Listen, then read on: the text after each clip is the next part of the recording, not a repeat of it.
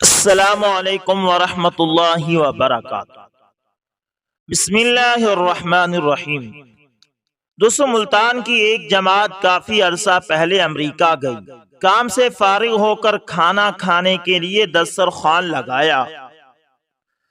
اسی عرصہ میں ایک حبشی امریکن آیا۔ اس نے انگریزی میں کہا کہ میں آپ سے چند سوالات کرنے آیا ہوں۔ جماعت کے ساتھیوں نے اسے کھانے میں شریک کیا اور کافی اکرام کیا، میٹھا کھلایا۔ جب وہ کھانے سے فارغ ہوا تو کہا کہ مجھے مسلمان بنا دیں۔ جماعت کے ساتھیوں نے کہا کہ آپ سوالات پوچھنے آئے تھے۔ اس نے جواب دیا کہ جس سادگی اور محبت سے آپ نے کھانا کھلایا ہے، آج تک تو میری ماں نے بھی کبھی نہیں کھلایا۔ گھر میں ہر ایک کی علیحدہ پلیٹ، علیحدہ چمچہ، کانٹا اور گلاس ہے، جس کو میں ہی ہاتھ لگاتا ہوں اور اس میں صرف میں ہی کھاتا ہوں۔ گھر کے تمام افراد حتیٰ کہ والدین بھی میری چیزوں سے دور رہتے ہیں۔ یہاں تو ہم سب نے ایک ہی پلیٹ میں کھایا اور ایک ہی گلاس سے پانی پیا۔ اگر اسلام یہی ہے تو مجھے قبول ہے۔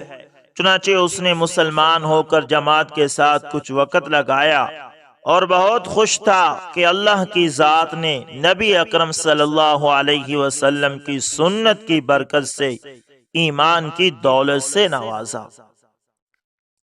دوستو، ملتان میں ابدالی مسجد میں لمبی لمبی زلفوں والا ایک نو مسلم جماعت کے ساتھ آیا ہوا تھا۔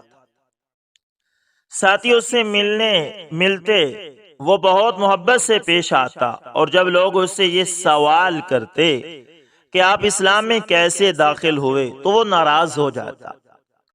میں اس کو بار بار ملتا رہا اور مسلمان ہونے کی وجہ نہ پوچھی، بلکہ اپنے تجربات سنائے۔ وہ ایک دن اصل بات بتانے کے لیے خود بخود آمادہ ہو گیا۔ لندن میں ایک گرجا گھر میں اس کا والد پادری تھا اور اس کا باپ اس کو گرجا کی سروس یعنی خدمت کرنے کی تعلیم دیتا رہتا اور اس کو اپنے بعد پادری بننے کی ترغیب دیتا، جس پر یہ بھی رضامند تھا۔ ایک روز اتوار کے دن گرجا میں دو مردوں کی آپس میں شادی کا اعلان ہوا۔ اس نے اپنے باپ سے پوچھا کہ مرد عورت کا نکاح تو ہوتا ہے، مگر آج دو مردوں کا کیسے ہوا؟ کیا آپ نے عیسائی مذہب میں تبدیلی کر دی ہے؟ میرے باپ نے بتایا کہ جب دونوں فریق راضی ہوں تو برٹش پارلیمنٹ نے اس کی اجازت دے دی ہے۔ یہ جواب سن کر نو مسلم پریشان ہو گیا اور گرجا میں جانا بند کر دیا۔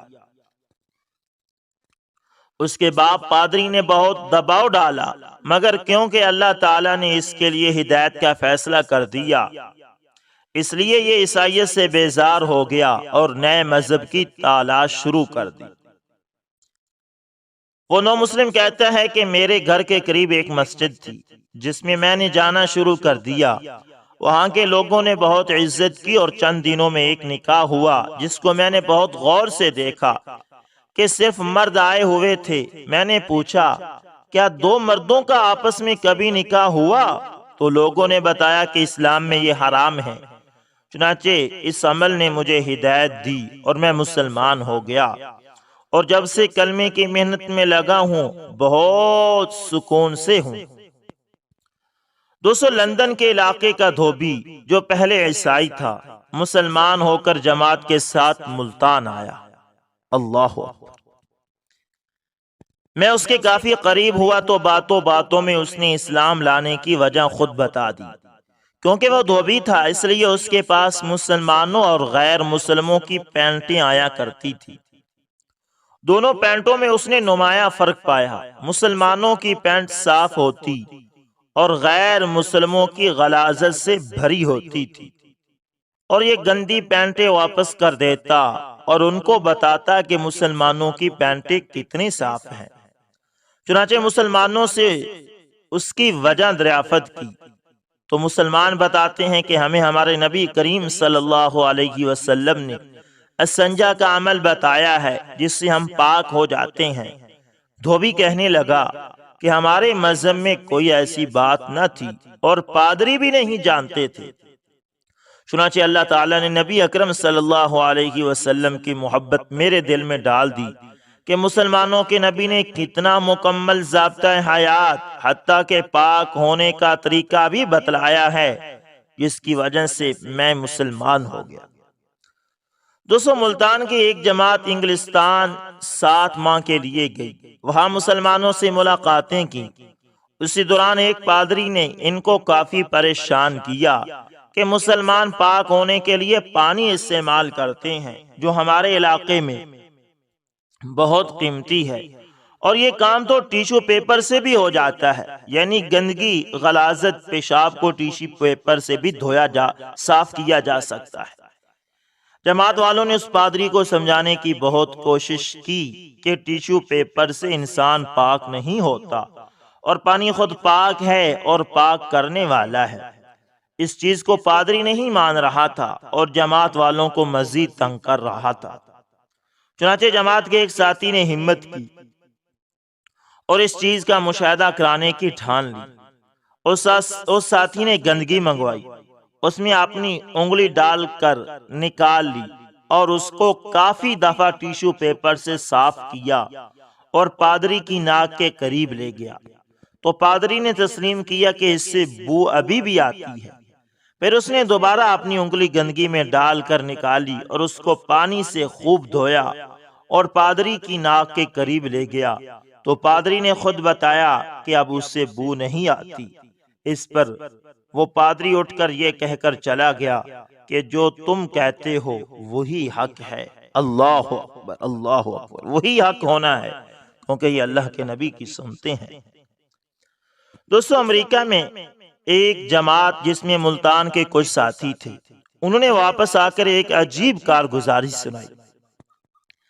امریکہ میں قیام کے دوران ایک پاکستانی نے جو وہاں نوکری کر رہا تھا، جماعت کی گھر بلا کر ضیافت کی اور گزارش کی کہ اس کی بیوی غیر مسلم ہے۔ کئی دفعہ اس کے کہنے کے باوجود مسلمان نہیں ہوئی۔ چنانچہ ان ساتھیوں نے اس کی بیوی سے پردے کے پیچھے اسلام کی خوبیاں بیان کی، مگر اس محترمہ نے مسلمان ہونے سے صاف انکار کر دیا، اور اس کی وجہ یہ بتائی کہ میں اپنے شوہر اور غیر مسلم مردوں میں کوئی فرق نہیں پاتی، یہ غیر عورتوں سے تعلق رکھتے ہیں، شراب اور خنزیر کھاتے ہیں، اور میں نے اپنے شوہر میں کوئی اسلام کی خوبی نہیں دیکھی۔ چنانچہ جماعت کے ساتھی مایوس ہو کر واپس چلے گئے، مگر اس پاکستانی کے دل میں بیوی کو مسلمان کرنے کی تڑپ دیکھ کر جماعت کے ساتھیوں نے اس کو اللہ کے راستے میں نکل کر دین سیکھنے کی ترغیب دی۔ چنانچہ اس کی غیر مسلم بیوی نے بھی اس کو جماعت کے ساتھ جانے کی اجازت دے دی۔ کچھ دن جماعت کے ساتھ لگا کر جب یہ صاحب گھر واپس آئے تو اس کی بیوی نے اس کی موجودہ اور ماضی کی زندگی میں نمایاں فرق دیکھا۔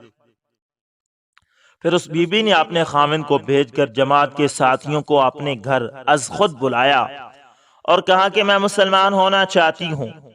جماعت کے ساتھیوں نے وجہ پوچھی تو اس بی بی نے بتایا کہ چند دن جماعت میں گزارنے سے میرا خاوند تو بالکل ہی بدل گیا ہے، غیر عورتوں کے ساتھ میل جول تو کیا، ان کو دیکھتا ہی نہیں، شراب اور خنزیر سے بالکل متنفر ہو گیا ہے، نماز جو اس نے کبھی نہیں پڑھی تھی اب پابندی سے پڑھ رہا ہے، میرے ساتھ بحیثیت خاوند اس کا رویہ اب بہت ہمدردانہ ہے، اگر یہی اسلام ہے تو مجھے بھی اس کی ضرورت ہے۔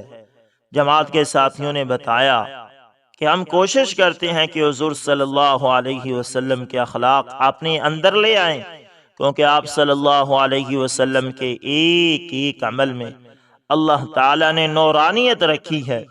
یہ نمایاں تبدیلیاں جو آپ اپنے شوہر میں دیکھ رہی ہیں، یہ اسی ماحول کی برکت کا نتیجہ ہے۔ اللہ اکبر، اللہ اکبر۔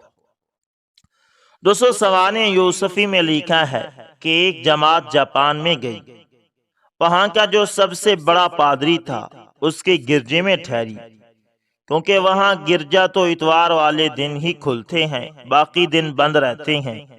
تو تیسرے دن وہ پادری آیا اور کہنے لگا کہ میں مسلمان ہونا چاہتا ہوں۔ ساتھی بڑے حیران ہوئے اور اس سے وجہ پوچھی تو وہ کہنے لگا کہ میرے اندر اتنی روحانیت ہے کہ اس کی ادنا طاقت میں آپ لوگوں کو بتلاتا ہوں۔ پھر اس نے غالباً 20 فٹ کے فاصلے پر ایک ساتھی کو کھڑے ہونے کا کہا اور دور سے اپنے ہاتھوں کو جھٹکا دے کر نیچے کیا تو وہ ساتھی گر گیا۔ وہ پادری کہنے لگا یہ تو میری ادنا طاقت کا نمونہ ہے، اور کہا کہ میں نے آپ لوگوں کو وضو کرتے دیکھا سنت کے مطابق تو مجھے اس جگہ نور ہی نور نظر آیا، اور پھر کہا کہ جہاں میری اعلیٰ طاقت کا نور ختم ہوتا ہے وہاں سے سنت کا نور شروع ہوتا ہے۔ پھر وہ مسلمان ہو گیا۔ دوستو اس لیے سنتوں پر جتنا ہو سکے عمل کرنے کی کوشش کریں۔ دوستو امریکہ کے ایک نوجوان، اس کا لباس بھی سنت کے مطابق اور سر پر بھی سنت کے مطابق عمامہ تھا۔ تو ایک لڑکی آئی، وہ کہنے لگی کہ تم کون ہو؟ اس نے کہا کہ میں مسلمان ہوں۔ وہ کہنے لگی کہ مسلمان تو ایسے نہیں ہوتے۔ نوجوان نے جواب دیا کہ یہ تو ہمارے نبی صلی اللہ علیہ وسلم کی سنت ہے۔ تو وہ لڑکی کہنے لگی کہ اس لباس میں بڑی وجاہت ہے۔ پھر وہ وہی مسلمان ہو گئی۔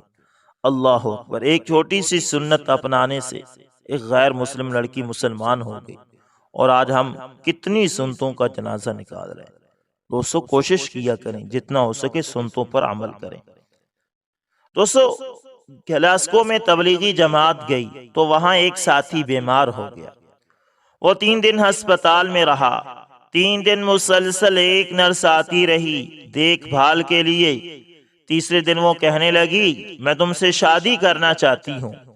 وہ ساتھی بڑا حیران ہوا، اس سے پوچھا اس کی کیا وجہ ہے؟ تو نرس کہنے لگی اللہ نے مجھے اتنا حسن دیا ہے، جو میری طرف دیکھتا ہے اس کی نگاہیں ہٹتی نہیں ہیں، لیکن تمہارے اندر وہ کون سی قوت ہے کہ جب بھی میں تمہارے سامنے آتی ہوں تو تم اپنی نظروں کو جھکا لیتے ہو۔ اسی کشش اور بات کی وجہ سے میں تمہاری طرف راغب ہوئی ہوں۔ تو وہ ساتھی کہنے لگا میرے اور تیرے راستے تو جدا جدا ہیں، تو عیسائی میں مسلمان۔ تو وہ کہنے لگی تم مجھے جو کہو گے میں وہ کروں گی، اگر تم کہو گے تو میں مسلمان بھی ہو جاؤں گی، نوکری بھی چھوڑ دوں گی۔ اس طرح وہ ایک سنت کے اہتمام کی برکت سے مسلمان ہو گئی۔ اللہ اکبر! اللہ اکبر! سنتوں میں کتنی طاقت ہے دوستو مجھے ایک صاحب ملے، کہنے لگے میں روزے رکھتا ہوں۔ امریکن تھا وہ۔ میں نے کہا تم روزے کیوں رکھتے ہو؟ تم تو غیر مسلم ہو۔ وہ کہنے لگا کہ وہ ایسے کہ سال میں کچھ وقت انسان کو ایسا گزارنا چاہیے کہ وہ ڈائٹنگ کر کے اپنے نظام ہضم کو کچھ عرصہ فارغ رکھے۔ اس طرح اس کے اندر موجود رطوبتیں جو وقت کے ساتھ زہر میں تبدیل ہو جاتی ہیں، روزے سے ختم ہو جاتی ہیں۔ ان خطرناک رطوبتوں کے ختم ہونے سے بہت سے پیچیدہ امراض کا خاتمہ ہو جاتا ہے، اور اس طرح نظام ہضم پہلے سے زیادہ مضبوط ہو جاتا ہے۔ اس لیے میں نے اور بیوی نے یہ فیصلہ کیا کہ ہم مہینے میں اس طرح روزہ رکھ کر ڈائٹنگ کریں گے۔ میں نے کہا ہمیں یہ سنت دین میں بتائی گئی ہے کہ ہر مہینے ایام 20 کے 3 روزے رکھیں۔ بالخصوص وہ لوگ جو غیر شادی شدہ ہوں، ان کے اندر ایک ڈسپلن اور ضبط نفس پیدا ہو جاتا ہے۔ اللہ اکبر! اللہ اکبر!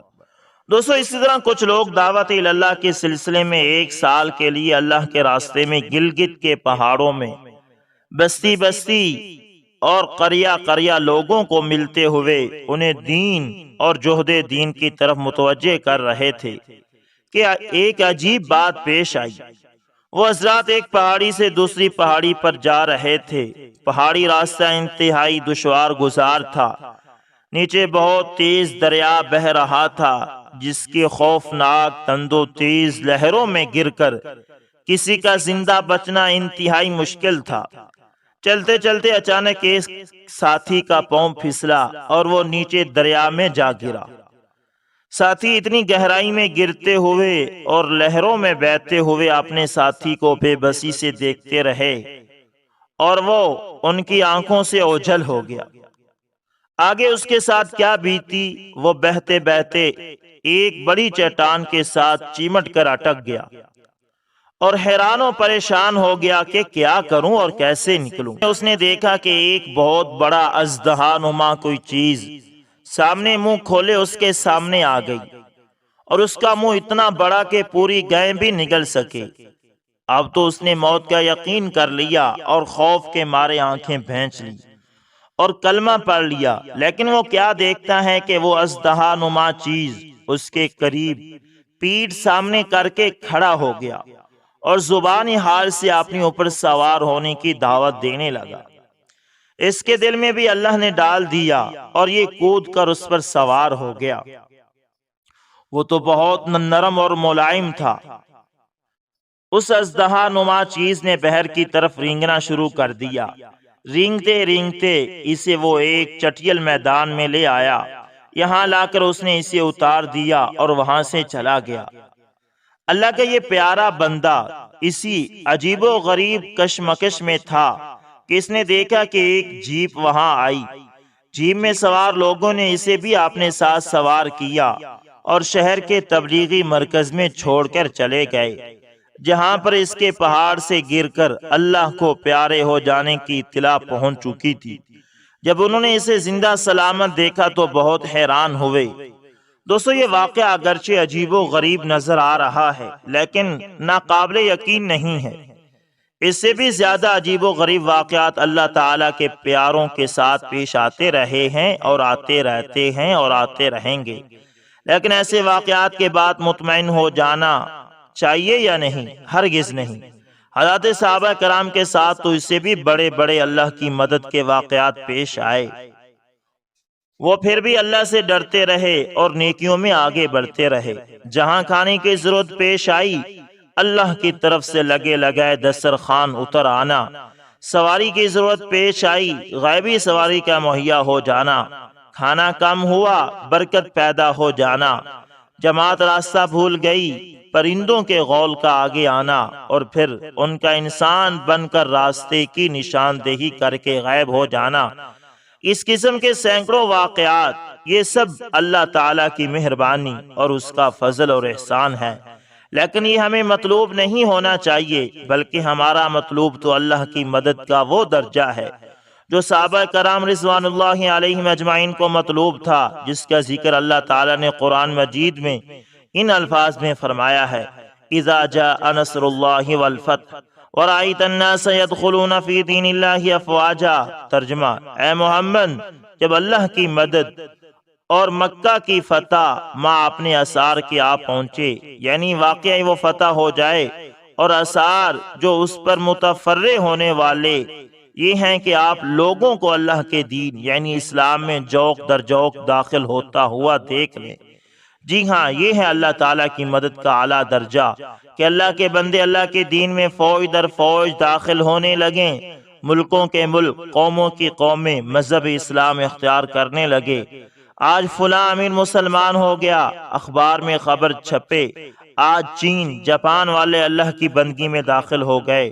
اے کاش جلد وہ وقت آ جائے کہ جن آنکھوں سے دین مٹتے دیکھا، انہی آنکھوں سے مرنے سے پہلے پہلے دین کو چمکتے بھی دیکھ لیں۔ دین کی توہین اور استہزاء تو دیکھی، یا اللہ تو اپنی قوت، قدرت اور طاقت سے دین اسلام کا بول بالا دکھا دے، حق کو پورے عالم میں غالب کر دے۔